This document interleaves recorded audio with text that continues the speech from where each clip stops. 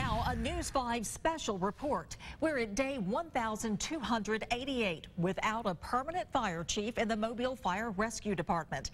It's a situation unlike anything the city has seen in its modern history. The absence may be filled sometime in the coming weeks with an official nomination expected soon. News 5's Chad Petrie has a look at what this vacancy has done to morale and your safety. We ask the question, where's the chief? The issues of public safety and not having a full-fledged fire chief came into sharp focus this week. This was one explosive example of a truck riding short this week. 3 men on a truck instead of 4.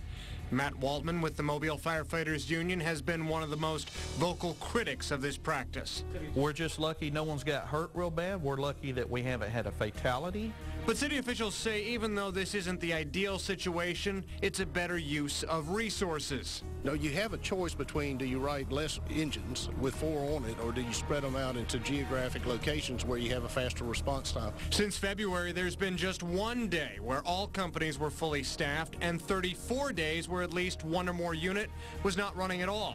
Our mission has been lost. Most firefighters would only agree to talk if we concealed their identities.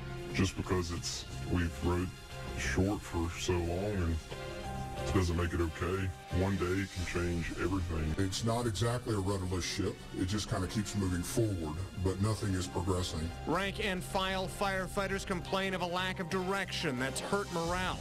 Mobile's mayor says they've worked to improve conditions over the last 4 years, including a raise. We have better equipment, that have increased training, better trained personnel that have been hired. So to complain about some of these issues, I think, is overshadowed by the great things that were done. Firefighters say they'll work despite cutbacks, and it shows. News 5 analyzed thousands of 911 calls since 2013 and found the average response time hasn't changed. It's hovered around 8 minutes per call. But city officials concede they have to do better. I know when I visited Montgomery Fire Rescue, who has an ISO Class 1 rating, they also have their ladder trucks with 3 firefighters on it. And so you have to be able to determine what are the best practices with the resources that you have. Mobile's mayor claims this vacancy has been a top priority, even though it's been sitting there for all of his term. When Stimson met resistance from the Mobile City Council on his first and only fire pick, Randy Smith, no one was put forward until recently.